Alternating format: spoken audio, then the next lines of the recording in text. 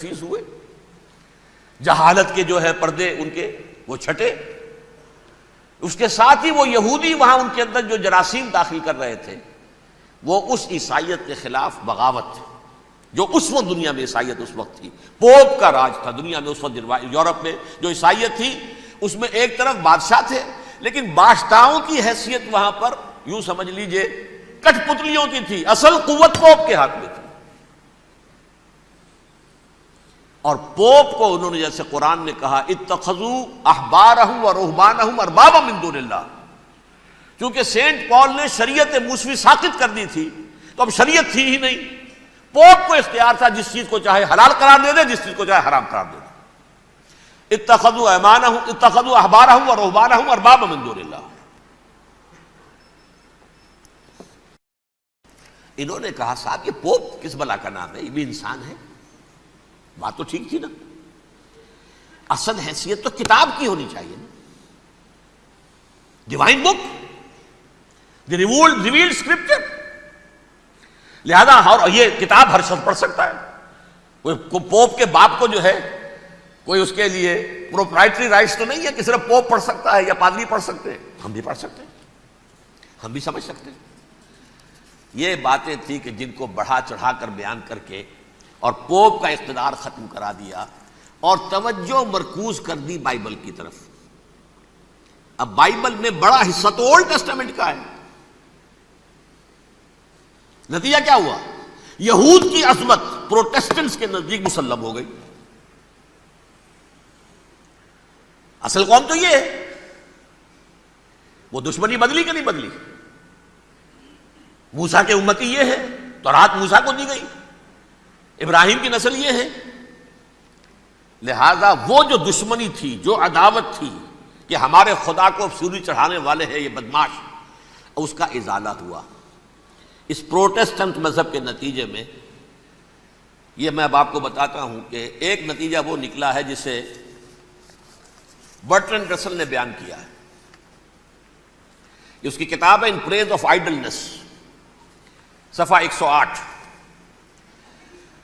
وہ لکھتا ہے the Christians retaining the Judaic belief in special revelation added to it the Roman desire for worldwide domination and the Greek taste for metaphysical subtleties. The combination produce the most fiercely persecuting religion that the world has yet known. یہ تین چیزیں آ کر عیسائیت میں مل گئی۔ ایک تو جب یہ اولڈ ٹیسٹامنٹ جو ہے وہ ان کے ہاتھ میں آ گئی، اور اس کے میں کچھ آپ کو بتا دیتا ہوں کہ اولڈ ٹیسٹامنٹ کی تعلیمات، کیونکہ یہ اولڈ ٹیسٹامنٹ جو ہے یہ محرف تھی، اصل تورات تو گم ہو گئی تھی 587 قبل مسیح میں جب پہلی مرتبہ ہیکل جو ہے تباہ ہوا ہے، اس وقت ختم ہو گئی تھی۔ اس کے کوئی 150 سال کے بعد انہوں نے یادداشتوں سے مرتب کر کے لکھی ہے۔ اب اس میں ان کے اپنے خیالات، اپنے امانی، اپنی توجیحات وہ شامل ہو گئیں۔ لہذا میں آپ کو حوالے دیتا ہوں اس کتاب کے اندر مظالم کی جو تعلیم دی گئی ہے۔ اہل کتاب نے اپنے مظالم قتل عام کے جواز کے لیے تورات میں تبدیلیاں کی اور پیغمبروں پر دہشت ناکی اور بدترین حرام کاری کے الزامات لگائے۔ سنیے، پہلا حوالہ ہے یہ گنتی باب 31 آیات 17-18۔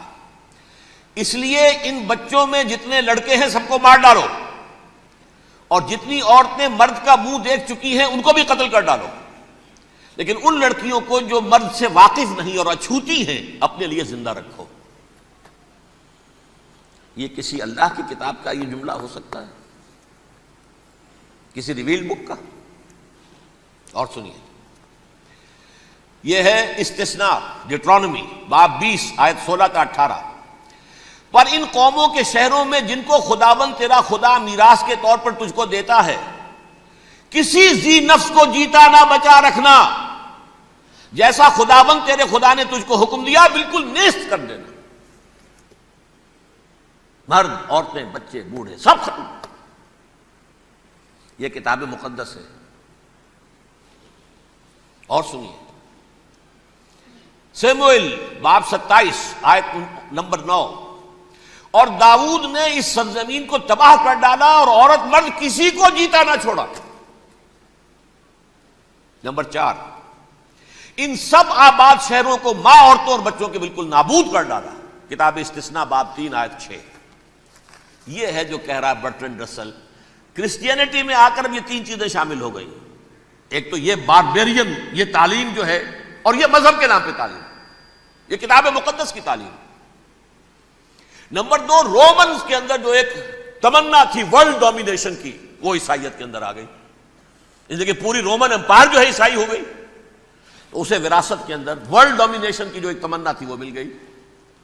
اور پھر یہ کہ انہوں نے جو توہمات تھے یونانیوں کے، ان کو بھی اپنے ہاں مختلف شکلوں کے اندر جمع کر لیا۔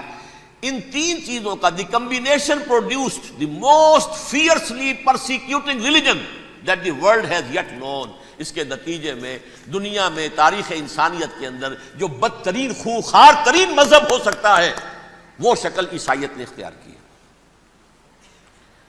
اور اس کا مظہر عتم کیا تھا، نوٹ کیجئے، صلیبی جنگیں۔ ایک بات ٹائم ٹیبل کے اعتبار سے نوٹ کر لیجئے گا، فرسٹ ملینیم ختم ہوا، سیکنڈ شروع ہوا۔ ان کے 1000 سال ختم ہوئے تو 11ویں صدی میں سیکنڈ ملینیم شروع ہوا، تو پہلی صلیبی جنگیں ہوئی، لاکھوں مسلمان قتل کیے گئے۔ صرف یروشلم کے اندر اتنا خون بہایا ہے کہ خود ان کے ہسٹورینز لکھتے ہیں کہ جب ان صلیبیوں نے، جب گھوڑوں کے ساتھ وہ چل رہے تھے گلیوں میں، تو ان کے گھوڑوں کے گھٹنوں تک خون کی ندی بہہ رہی تھی۔ جہاں سے گزرے ختم کرتے چلے گئے، آبادیاں کی آبادیاں ختم کر دی۔ اگرچہ اس کروسیڈ میں گیہوں کے ساتھ گھن بھی پسا، یہودی بھی بہت مارے گئے۔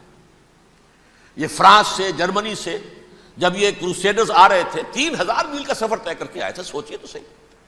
اربن ثانی پوپ جو تھا، آگ لگا دی تھی اس نے پورے یورپ کے اندر، شرم سے ڈوب مرو، تمہارے مقدس علاقے مسلمانوں کے ہاتھ میں، انفیڈلز، یہ کافر، یہ مرتد، یہ ملحد۔